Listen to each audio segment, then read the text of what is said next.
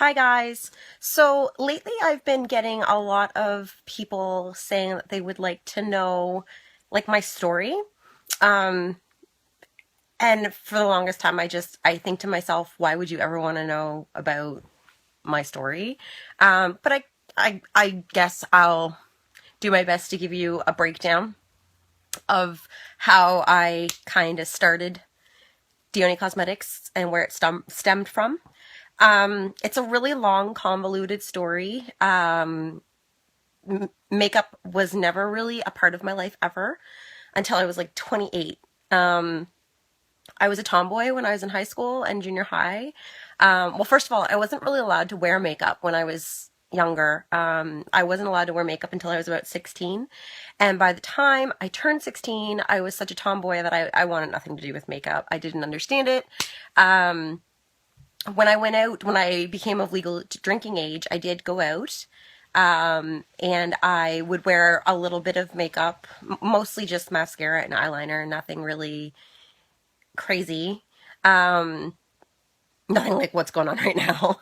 Certainly not. Um, then when I graduated from university, I have a degree in psychology. When I graduated from university, it dawned on me that, you know, graduating from university means adulthood. I'm using adulthood. So that also entails wearing makeup. So at 24, I basically forced myself to wear makeup for really no reason other than I thought that's what you did. And it was kind of like a really sporadic thing. I had very acneic skin, so I really didn't know what I was doing. Um, and I had no idea what colors were good for me. Nothing. It was all very much trial and error. Um, I that was the extent of what makeup was to me. That was it. It really wasn't anything that would warrant me getting tattooed, right? So fast forward till I was about 20, I was about 27. I had a really bad burnout at work. I was a youth care worker. And let me tell you, the people who do youth care work in this world, particularly in St. John, bless you. Like, there's just the people that I worked with that worked well with the youth. You have a gift that I unfortunately do not have. And I need to be okay with that. Oh, sorry, move the camera. So basically, I was working with at-risk youth. I was working with kids that were prostituting. I was not only a youth care worker, but I was at-risk youth. And I ran a homeless youth program at the last job that I had. And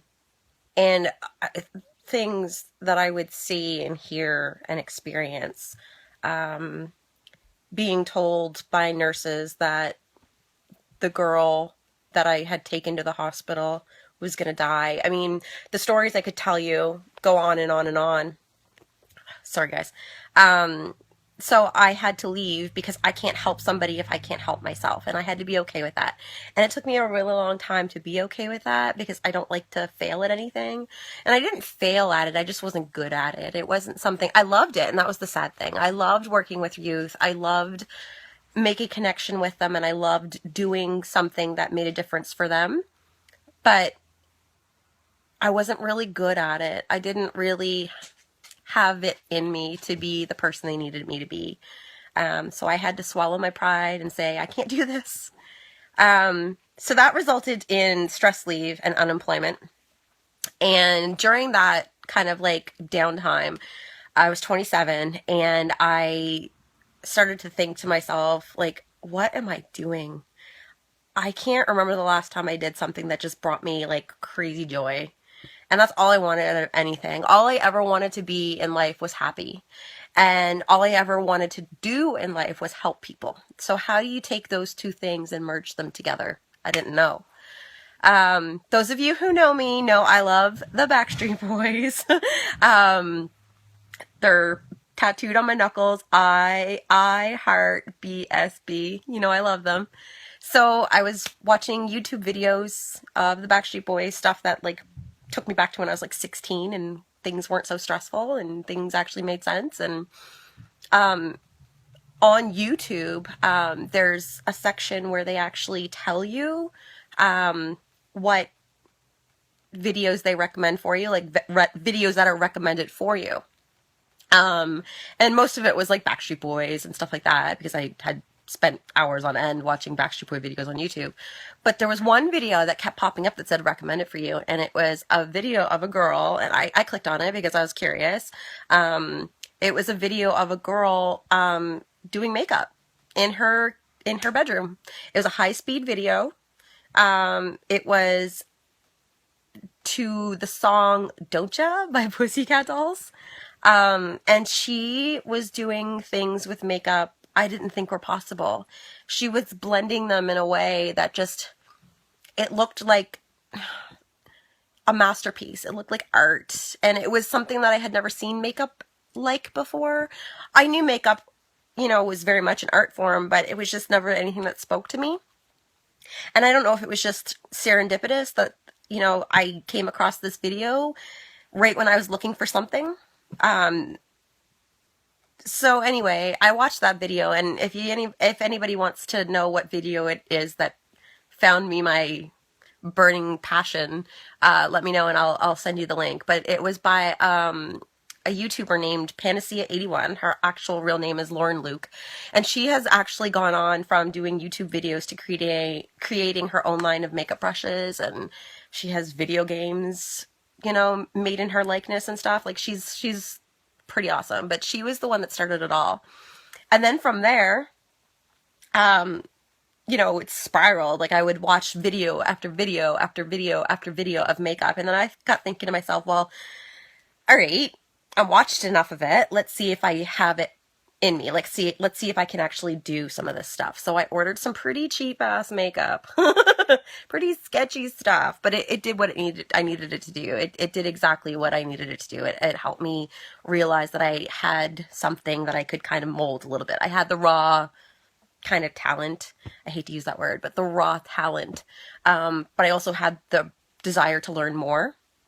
So I had gone on a rafting trip with a bunch of friends, and a bunch of us girls were just sort of talking, and I had brought all of my makeup because who does that? Who goes rafting and brings all of their makeup with them?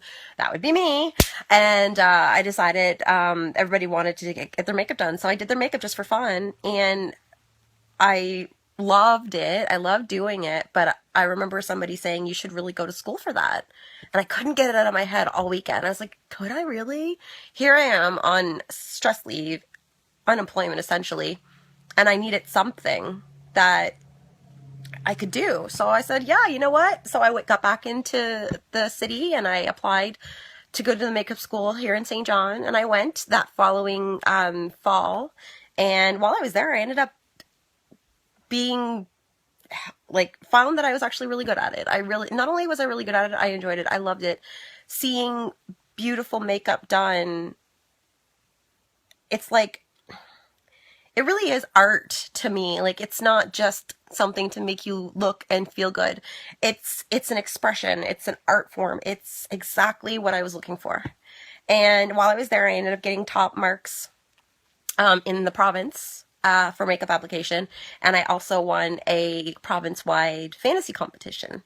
So that kind of solidified maybe I did know what I was doing, and maybe I really could make a living at this. Unfortunately, I had graduated from my program at the end of December, and the majority of makeup that I had planned on doing was bridal, and not a lot of people get married in the dead of winter. More so now than ever before, but not enough to make a living off. So I needed to think of ways that could really, make me money and do what I do and love it. So again, I couldn't really wrap my head around it. And then again, turned to YouTube and started watching YouTube videos again, just to kind of get inspired. And I had come across a video that says, is it possible to make your own makeup line? And that intrigued me. That really did. I was like, what? Is that really possible? So I researched and researched and researched. It took me 3 years of research from 2009 till 2012 to gather a database of manufacturers that were cruelty-free, for one, professional quality, 2, because I am a professional makeup artist, and 3, were available for me to be able to make available to you at an affordable rate, at an affordable price, because we all know we don't make a lot of money around here, and the last thing we want to be spending our money on is high price makeup that doesn't deliver. So that's what I set out to do. I launched in 2012, and we had a launch party, and I sold out at my launch party, and that was amazing. It made me feel like maybe I really had found exactly what it is that I needed to do in this world. So that was 2012. Here we are, 2015. A lot has happened in the 3 years that I had launched. A lot of really amazing things, a lot of really horrible things, a lot of scary things, a lot of crazy things. Like, the last 3 years of my life has been one gigantic roller coaster that I would never ever trade in for anything. I still do live in my parents' basement. This is my parents' basement. This is my bedroom that I painted with zebra, of course. I have yet to make enough money to be able to buy my own house. That's on the goal list. I have lots of things to work towards. I'm not in this to make a gajillion dollars. I'm in it because it makes me happy. I wake up every day excited to do what I do. I don't always know all the answers, but I try. And I do things that push me. Going to the IMATs in Vancouver back in May, that was probably one of the scariest things I have done to date in this company. And it was so worth it. Like, it still terrifies me because I'm doing it again in September in Toronto, which is the third biggest show in the world. But, you know, this company, Dioné Cosmetics, has really pushed me to become a better person. And I get to do exactly what I always wanted. I get to do things that I love and be happy, but I also get to help people. And for all you people out there that are thinking, oh, all she does is sell makeup and make women feel bad about themselves. No, that's not what I do at all. I hate the negative connotations that makeup has. A woman should feel that she wears makeup because it makes her feel better. It gives her a little bit more confidence, a little bit more pep in her step. No woman needs to wear makeup. Makeup is not a life or death thing. And my goal is to hopefully, for those women who feel they need to wear makeup, to kind of make them see you don't. You don't have to wear makeup to be pretty and beautiful and feminine.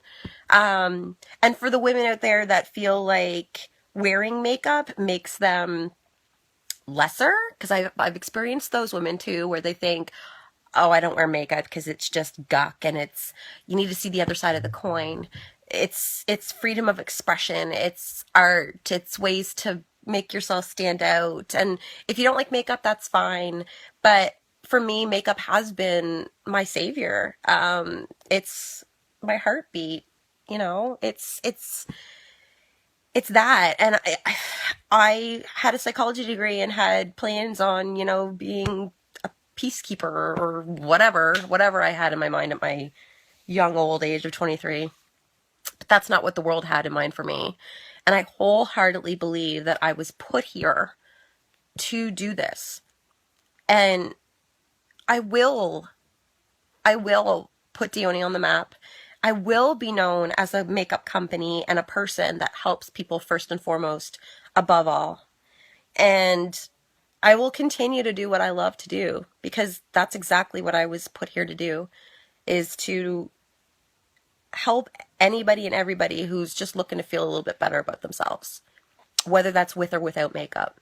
So that's my story, guys. Told you it was really long and convoluted. I'm so sorry. But I guess I just want to finish by saying, again, I started this makeup line and I have huge competition on a daily basis. I'm surrounded by amazing makeup companies with amazing brands, with amazing budgets. To have those kinds of budgets, I'm surrounded by those daily. And for all of you guys who choose to take Dioné over those, you have no idea what that means to me. You're giving me my freedom. So I really thank you for that. And I'm going to get off this before I turn into a complete sobball. But anyway, guys, That's my story. Live life beautifully.